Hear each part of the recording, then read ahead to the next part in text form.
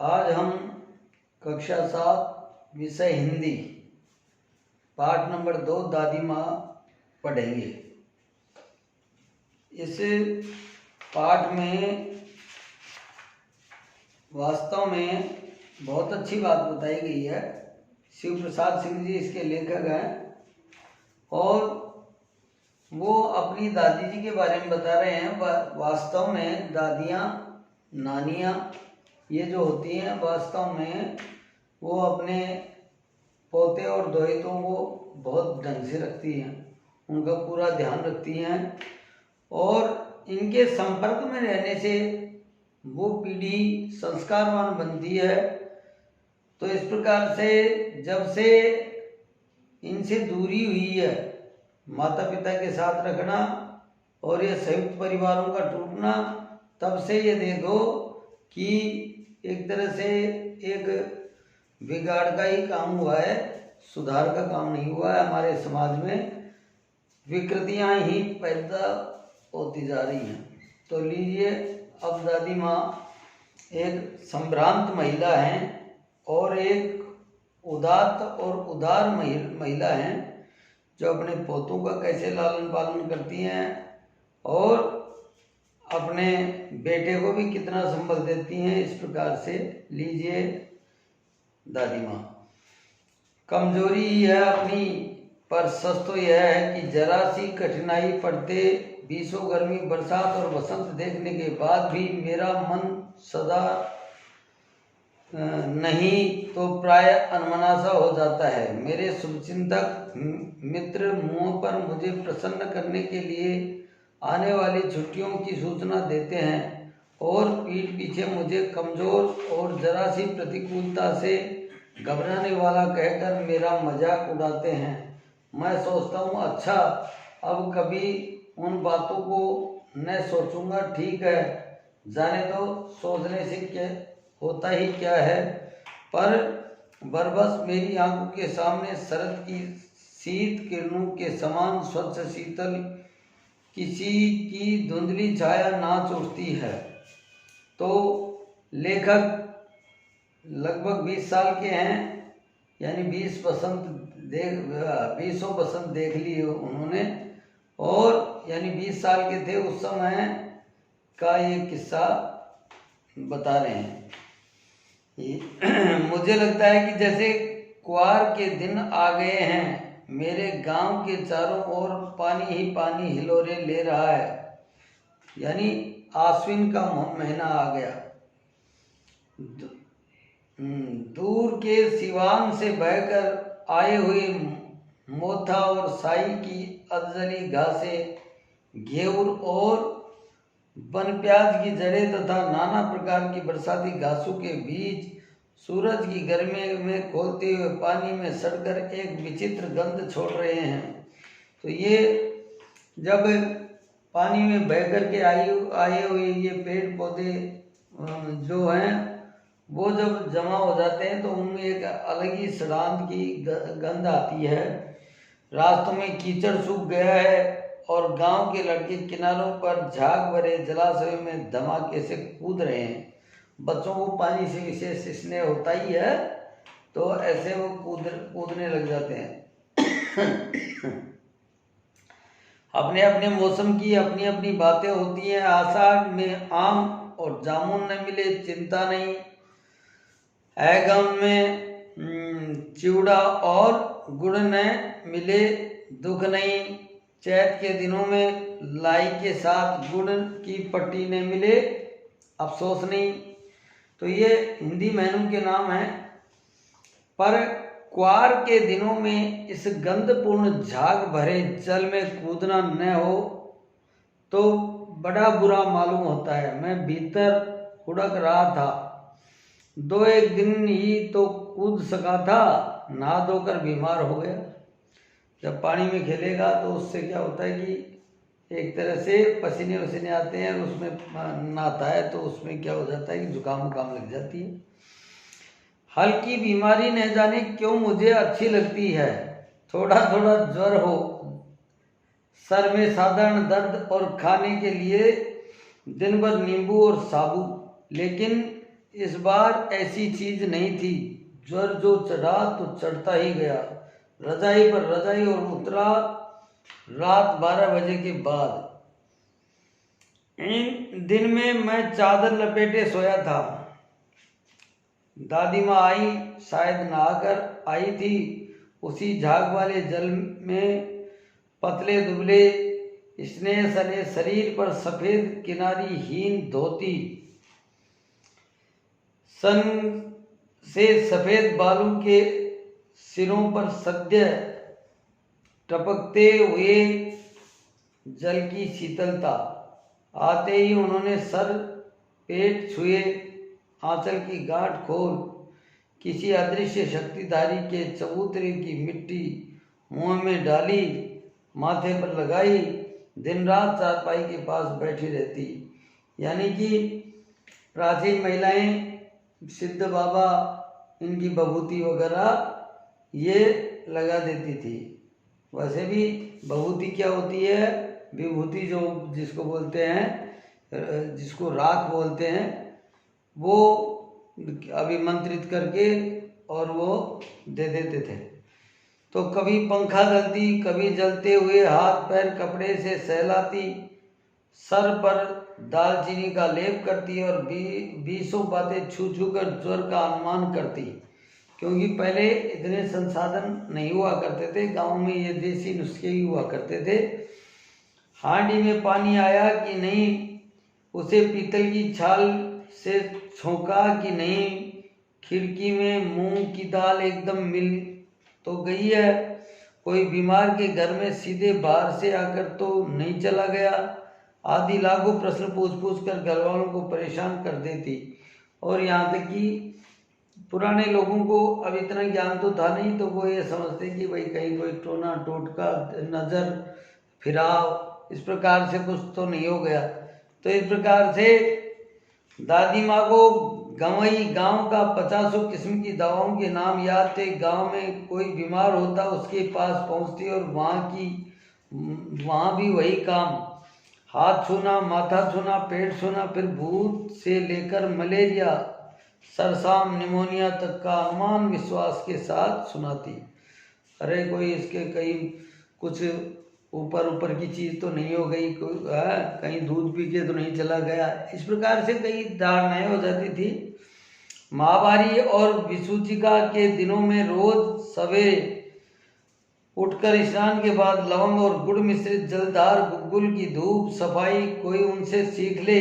दवा में देर होती, मिश्री या शायद खत्म हो जाता, चादर या गिलाफ नहीं बदले जाते तो वे जैसे पागल हो जाती।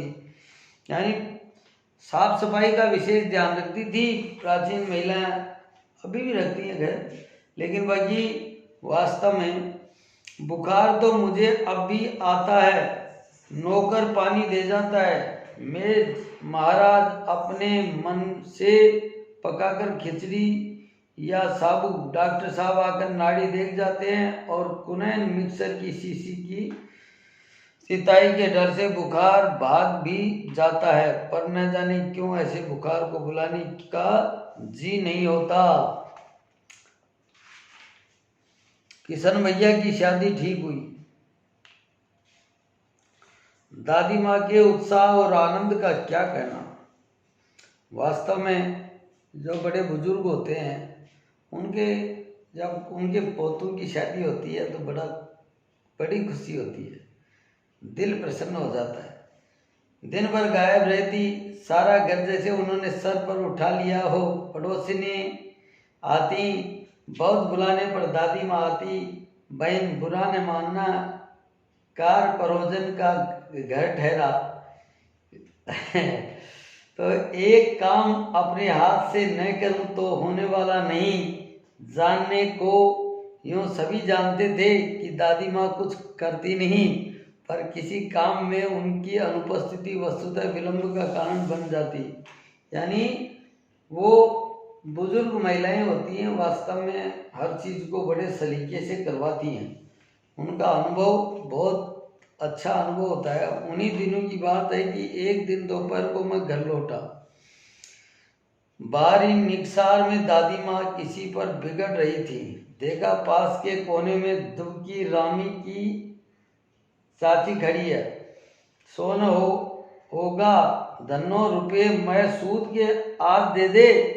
तेरी आंख में तो शर्म है नहीं। मांगने के समय कैसी आई थी, पैरों पर नाक रगड़ती फिरी, किसी ने एक पाई भी न दी। अब लगी है आजकल करने फसल में दूंगी। अब क्या तेरी खातिर दूसरी फसल कटेगी? दूंगी मालकिन, रामी की चाची रोती हुई दोनों हाथों से आंचल पकड़े दादी माँ के पैरों की ओर झुकी। बिटिया की शादी है, आप न दया करेंगी तो उस बेचारी का निस्तार कैसे होगा? हट हट, अभी नहा के आ रही हूँ। दादी माँ पीछे हट गई। जाने दो दादी, मैंने इस अप्रिय प्रसंग को हटाने की गरज से कहा। बेचारी गरीब है, दे देगी कभी। चल चल, चला है समझाने। इस प्रकार से दादी ने डांट दिया। मैं चुपके से आंगन की ओर चला गया। तो कई दिन बीत गए, मैं इस प्रसंग को एकदम भूल सा गया। एक दिन रास्ते में रामी की चाची मिली। वह दादी को पूतों फलो दूधो नहाओ का आशीर्वाद दे रही थी। मैंने पूछा क्या बात है धन्नो चाची? तो उसने विवल होकर कहा, उरिन हो गई बेटा, भगवान भला करे। हमारी मालिकिन का कल ही आई थी, पीछे का सभी रुपया छोड़ दिया, ऊपर से 10 रुपए का नोट देकर बोली, देखना धन्नो, जैसी तेरी बेटी वैसी मेरी बेटी। 10-5 के लिए हंसाई न हो, देवता है बेटा, देवता। उस रोज यानी ये आपकी दादी जो है वो देवता है, ऐसा कह रही थी वो, क्योंकि तो बुजुर्गों में दया भी होती है। उस रोज तो बहुत डांट रही थी। मैंने पूछा, वह तो बड़े लोगों का काम है बाबू, रुपया देकर डांटे भी न तो लाभ क्या? मैं मन ही मन इस तर्क पर हंसता हुआ आगे बढ़ गया। किशन के विवाह के दिनों की बात है। विवाह के 4-5 रोज पहले से ही औरतें रात भर गीत गाती हैं। विवाह की रात को अभिनय भी होता है।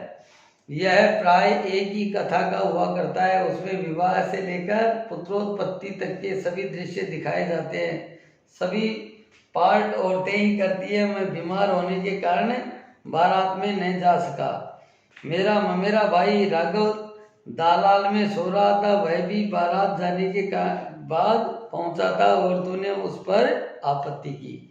तो क्या होता है कि औरतें जब इकट्ठी होती हैं उसको अपनी भाषा में टूंटिया बोलते हैं। तो जब बारात उधर चली जाती है तो पीछे से टूंटिया वगैरह करती हैं, हंसी ठट्टे करती हैं। दादी माँ बिगड़ी, लड़के से क्या पर्दा, लड़के और बर्मा का मन एक सा होता है। यानी अरे तो ये तो छोटा बच्चा है। मुझे भी पास ही एक चारपाई पर चादर उड़ाकर दादी माँ ने चुपके से सुला दिया। बड़ी हंसी आ रही थी। सोचा कहीं जोर से हंस दूं, वेद खुल जाए तो निकाह बाहर किया जाएगा। पर भाभी की बात पर हंसी रुक न सकी और भंडाफोड़ हो ही गया। तो इस प्रकार से, क्योंकि वो हंसी मजाक खूब करती है, महिलाएं 5-7 महिलाएं इकट्ठी हो जाती हैं और खुशी का माहौल हो तो वास्तव में वो इस प्रकार से बहुत हंसी ठट्टे करती है। देवू की माँ ने चादर खींच ली। कहो दादी, यह कौन बच्चा सोया है? बेचारा रोता है, शायद दूध तो पिला दो। हाथापाई शुरू हुई। दादी माँ बिगड़ी, लड़के से क्यों लगती है? सुबह रास्ते में देवू की माँ मिली। कल वाला बच्चा भाभी। मैं वहाँ से जोर से भागा और दादी माँ के पास जा खड़ा हुआ। वस्तुतः किसी प्रकार का अपराध हो जाने पर जब हम दादी माँ की छाया में खड़े हो जाते, अभय दान मिल जाता। स्नेह और ममता की मूर्ति दादी माँ की एक एक बात आज कैसी कैसी मालूम होती है। परिस्थितियों का वात्या चक्र जीवन को सूखे पत्ते सा कैसा नचाता है। इसे दादी माँ खूब जानती थी। दादा की मृत्यु के बाद से ही वे बहुत उदास रहती। संसार उन्हें धोखे की टट्टी मालूम होता था। दादा ने उन्हें स्वयं जो धोखा दिया, वे सदा उन्हें आगे भेजकर अपने पीछे जाने की झूठी बात कहा करते थे। दादा की मृत्यु के बाद कुकुरमुत्ते की तरह बढ़ने वाले मुंह में राम बगल में छुरी वाले दोस्तों की शुभचिंता ने स्थिति और भी डांवाडोल कर दी। यानी कि कई लोग दिखावे में कुछ होते हैं, वास्तविकता में कुछ होते हैं, तो स्वार्थी जनता ज़्यादा है। दादा के श्राद्ध में दादी माँ के मना करने पर भी पिताजी ने जो अतुल संपत्ति व्यय की वह घर की तो थी नहीं, यानी कर्ज भी लेना पड़ा। दादी माँ अक्सर उदास रहा करती। माघ के दिन थे, कड़ाके का जाड़ा पड़ रहा था, पछुआ का सन्नाटा पाले की शीत हड्डियों में घुसी पड़ती। शाम को मैंने देखा दादी माँ गीली धोती पहने कोने वाले घर में एक संदूक पर दिया जलाए हाथ जोड़कर बैठी है। उनके स्नेह कातर आंखों में मैंने आंसू कभी नहीं देखे थे। मैं बहुत देर तक मन मारे उनके पास बैठा रहा। उन्होंने आंखें खोली। दादी माँ, मैंने धीरे से कहा, क्या रे, यहाँ क्यों बैठा है? यानी वो भगवान से प्रार्थना कर रही थी। जब दुखी होता है व्यक्ति तो किसकी शरण में जाता है? भगवान की शरण में जाता है। दादी माँ, एक बात पूछूं, बताओगी ना? मैंने उनकी स्नेहपूर्ण आंखों की ओर देखा। क्या है? पूछ। तुम रोती थी? दादी माँ मुस्कुराई। पागल, तूने अभी खाना भी नहीं खाया न? चल चल धोती को बदल लो। दादी माँ, मैंने कहा, मुझे सर्दी गर्मी नहीं लगती बेटा। वे मुझे खींचती रसोई में ले गई। सुबह मैंने देखा चारपाई पर बैठे पिताजी और किशन भैया मन मारे कुछ सोच रहे थे। दूसरा चारा ही क्या है? बाबू बोले, रुपया कोई देता नहीं। कितने के तो अभी पिछले भी भाग्य हैं। वे रोने रोने से हो गए। यानी कि जब आदमी के कर्ज का भार बढ़ जाता है तो ये जो अड़ोसी पड़ोसी जो दिखावटी लोग होते हैं, ये क्या करते हैं कि ये सोचते हैं कि इसको ज़्यादा से ज़्यादा गर्त में डाला जाए, और इसी प्रकार से वो रोता क्यों? अरे, दादी माँ ने उनका माथा सहलाते हुए कहा, मैं तो अभी हूँ ही। उन्होंने संदूक खोलकर एक चमकती सी चीज निकाली। तेरे दादा ने यह कंगन मुझे इसी दिन के लिए पहनाया था। उनका गला भराया। मैंने उसे पहना नहीं, इसे सहेज कर रखती आई हूँ। यह उनके वंश की निशानी है। उन्होंने आंसू पोंछकर कहा, पुराने लोग आगा पीछा सब सोच लेते थे बेटा। यानी ये जो गहने वगैरह बनाते हैं, कोई वास्तव में कोई सौंदर्य ही उनका एक वो नहीं है कि भाई शरीर की सुंदरता होती है। उसके पीछे ये भी होता है कि आधे वक्त में वो काम दे सकता है। सचमुच मुझे दादी माँ साफ भ्रष्ट देवी सी लगी। धुंधली छाया विलीन हो गई। मैंने देखा दिन काफी चढ़ाया है। पास के लंबे खजूर के पेड़ से उड़कर एक कौवा अपनी घिनौनी काली पांखें फैलाकर मेरी खिड़की पर बैठ गया। हाथ में अब भी किशन भैया का पत्र कांप रहा है। काली चींटियां सी कतारें धूमिल हो रही हैं। आंखों पर विश्वास नहीं होता। मन बार बार अपने से ही पूछ बैठता है, क्या सचमुच दादी माँ नहीं रही? शिव प्रसाद सिंह। तो वास्तव में लेखक ने एक उदात्त महिला और घर परिवार का पूरा देखभाल करने वाली ऐसी महिला का चरित्र चित्रण प्रस्तुत किया है कि वास्तव में पहले दादी नानी ही थी जो बच्चों को, पोते पोतियों को कहानी सुनाया करती थी। तो इस प्रकार से ये पाठ पूरा हुआ कहानी से। लेखक को अपनी दादी माँ की याद के साथ साथ बचपन की और किन किन बातों की याद आ जाती है। तो वो जो काढ़ा पिलाना, उसको बबूती वगैरह खिलाना, और इस प्रकार से वो दालचीनी की चाय पिलाना, ये इस प्रकार से कई जो उसमें दिया है। दादा की मृत्यु के बाद लेखक के घर की आर्थिक स्थिति खराब क्यों हो गई थी? दादा की मृत्यु के बाद लेखक के घर की आर्थिक स्थिति इसलिए खराब हो गई थी कि कुछ लोग जो पहले दिखावटी रूप से तो बड़े प्रेम दर्शाते थे, लेकिन आंतरिक रूप से ईर्ष्या रखते थे, उन्होंने वो दादा के मृत्यु भोज में खूब पैसे खर्च करवा दिए और इस प्रकार से उनको कर्जित कर दिए। दादी माँ के स्वभाव का कौन सा पक्ष आपको सबसे अच्छा लगता है और क्यों? दादी माँ के स्वभाव का कौन सा पक्ष? सबसे बड़ी बात तो यह है कि वो बाहर से दिखावटी तो क्रोधी सी प्रतीत होती थी और लेकिन अंदर उनके दया थी। तो ये और अपने पोते पोतियों के प्रति बड़ा स्नेह था। कहानी से आगे आपने इस कहानी में महीनों के नाम पढ़े, जैसे क्वार, आषाढ़, माघ, इन महीनों के में मौसम कैसा रहता है लिखिए। तो भाद्रपद में तो ये लगभग बरसात खत्म हो जाती है, उसके बाद में भाद्रपद के बाद में ये जो क्या आश्विन, जो कि अब इस समय आश्विन का महीना चल रहा है, और आषाढ़ के महीने में बरसात शुरू होती है और माघ में सर्दी लगभग खत्म होने के कगार पर आ जाती है। इन महीनों में मौसम कैसा रहता है लिखिए। तो इस प्रकार से माघ के महीने में ही बसंत पंचमी आती है। अपने अपने मौसम की अपनी अपनी बातें होती है। लेखक के इस कथन के अनुसार यह बताइए कि किस मौसम में कौन कौन सी चीज़ें विशेष रूप से मिलती हैं। जैसे वो उन्होंने बताया था कि भाई वह माघ के महीने में रेवड़ी वगैरह इस प्रकार से, और ये कई चीज़ बताए थे, चिवड़ा वगैरह ये इनके बारे में बताया था पीछे देख करके। तो अनुमान की कल्पना, इस कहानी में कई बार ऋण लेने की बात आपने पढ़ी। अनुमान लगाइए कि किन किन पारिवारिक परिस्थितियों में गांव के लोगों को ऋण लेना पड़ता होगा और यह उन्हें कहाँ से मिलता होगा। बड़ों से बातचीत कर इस विषय में लिखिए। तो पहले क्या था कि बोरगत बड़े सेठ साहूकार होते थे, उनसे लिया जाता था ऋण, और वो ब्याह शादी उनसे ही करते और फिर वो जैसे फसल होती तो उनको दे देते।